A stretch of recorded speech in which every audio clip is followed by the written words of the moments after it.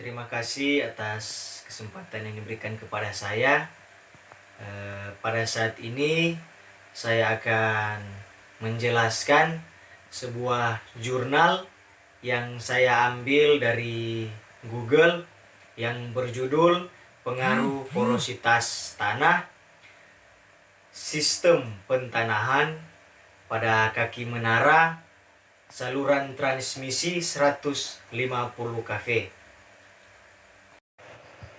Ya, seperti yang kita tahu bahwa sistem pentanahan merupakan salah satu sistem pengaman terhadap gangguan hubung singkat ke tanah, seperti gangguan satu fasa ke tanah, dua fasa ke tanah, dan tiga fasa ke tanah.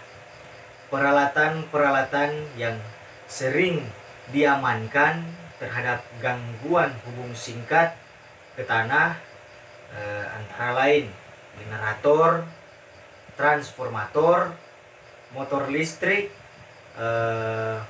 serta peralatan lainnya yang bertujuan untuk menghindari terjadinya kenaikan tegangan fase yang tidak terganggu. Permasalahan yang dapat timbul adalah nilai tahanan pentanahan akan berbeda-beda pada suatu tempat. Hal ini disebabkan komposisi tanah yang berbeda, kandungan air tanah yang tidak sama, kelembapan tanah, dan juga jenis-jenis tanah yang pada dasarnya terdiri atas tanah rawa, tanah liat, tanah ladang, tanah pasir, tanah kerikil, dan tanah berbatu. Keadaan ini menentukan terhadap nilai resistansi pentanahan dan pengaruh pada penghantar listrik. Sistem tenaga listrik pada dasarnya dibagi menjadi beberapa bagian, yaitu pusat pembangkit tenaga listrik, saluran transmisi, saluran distribusi, dan pengguna daya atau biasa disebut dengan konsumen. Penggunaan tenaga listrik memerlukan peralatan-peralatan listrik termasuk penghantar sebagai sarana penyalurannya. Ya. Juga dibutuhkan sistem pengaman yang baik dan peralatan sistem pentanahan yang baik atau sistem pengaman yang baik pada peralatan tenaga listrik. Selanjutnya, salah satu faktor kunci dalam setiap usaha perlindungan sistem tenaga listrik adalah pentanahan. Pelaksanaannya adalah pemasangan pentanahan sistem tenaga listrik maupun pentanahan perlengkapan berdasarkan kondisi dan lingkungan yang bervariasi sehingga terjadi penyimpangan terhadap perilaku sistem tersebut, maka perlu dilakukan perbaikan pentanahan yang dilakukan pada sistem tenaga yang memenuhi syarat dan mencapai tujuan yang baik. Sistem pentanahan pada kaki menara 150 kV perlu diperbaiki karena hal-hal tersebut, hal-hal sebagai berikut. Seringnya terjadi gangguan akibat sambaran petir, bervariasi kondisi tanah pada sekitar kaki menara saluran transmisi, perubahan iklim setiap tahunnya sehingga mempengaruhi resistansi tanah. Jadi perlindungan terhadap kawat fasa untuk mengantisipasi akibat adanya Sambaran langsung dari petir digunakan satu atau dua kawat tanah yang terletak di atas kawat fasa dengan sudut perlindungan kurang dari 18 derajat. Sedangkan untuk mengurangi tahanan kaki menara harus dilakukan pendekatan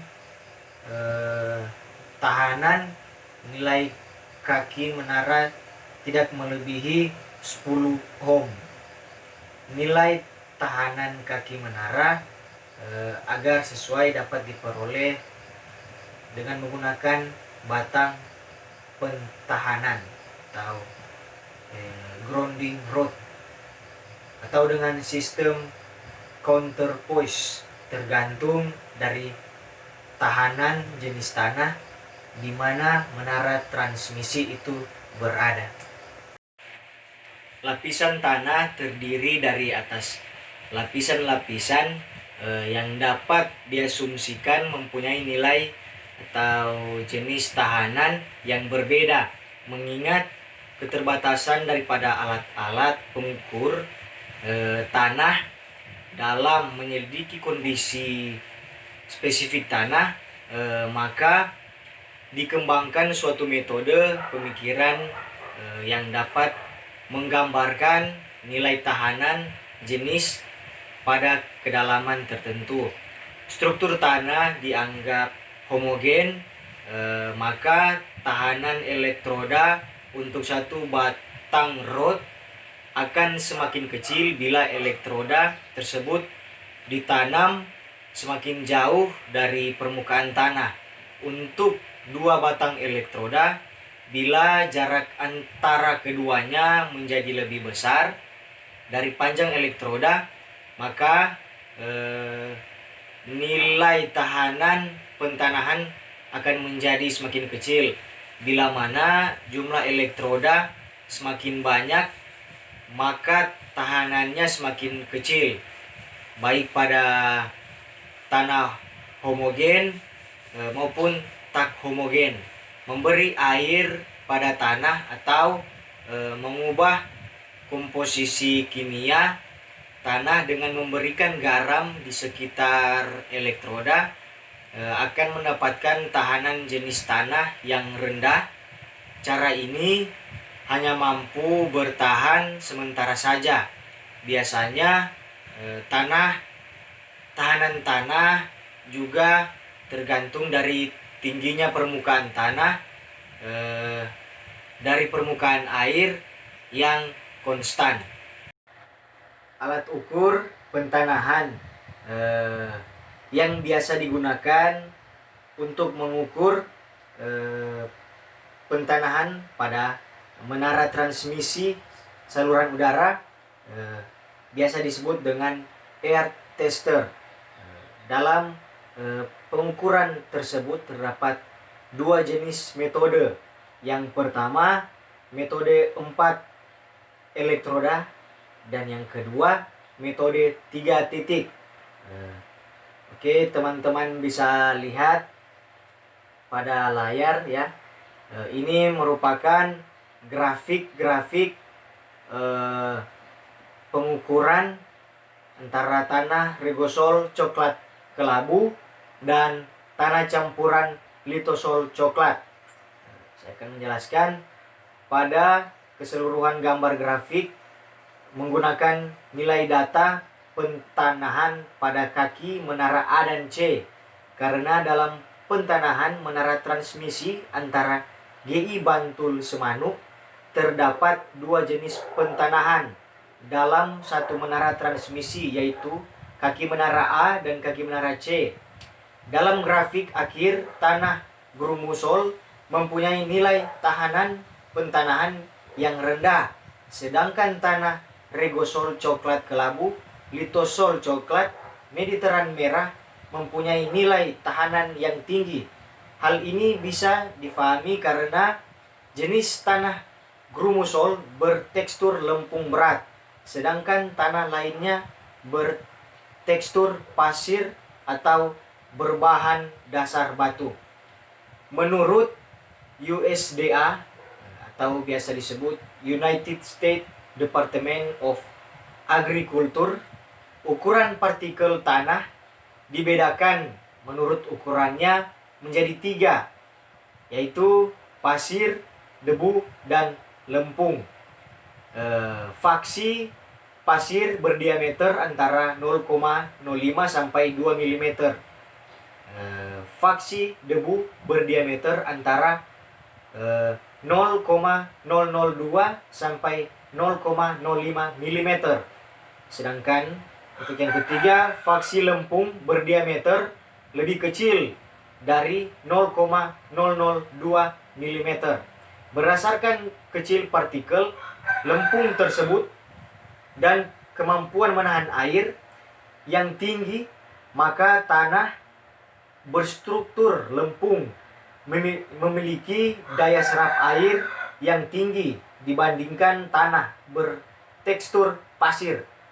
Hal ini sangatlah berpengaruh ya dalam pentanahan, karena salah satu faktor yang berpengaruh dalam pentanahan adalah sistem tenaga listrik.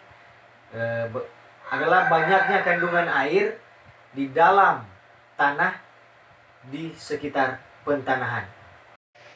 Kesimpulan yang saya ambil dalam jurnal ini adalah tanah berstruktur pasir mempunyai nilai tahanan pentanahan yang tinggi karena sifat-sifat pasir berlawanan dengan sifat-sifat tanah berstruktur lempung. Tanah berstruktur pasir mempunyai ukuran partikel yang besar, kisarannya antara 0,05 sampai 2 mm. Kemampuan menyimpan dan menyerap air rendah, mempunyai ukuran pori yang besar.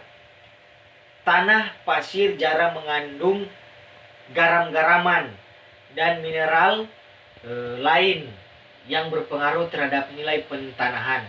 Oleh karena itu, air yang jatuh ke tanah pasir akan segera mengalami perkolasi ya, dan air kapiler akan mudah lepas karena evaporasi.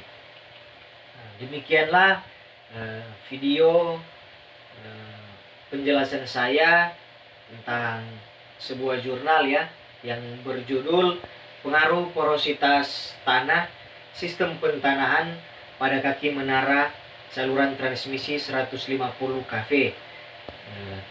Ya, semoga bermanfaat buat teman-teman ya, dan mohon maaf apabila ada salah dalam berkata-kata, karena saya masih dalam pembelajaran ya. Oke, sekian dari saya dan terima kasih.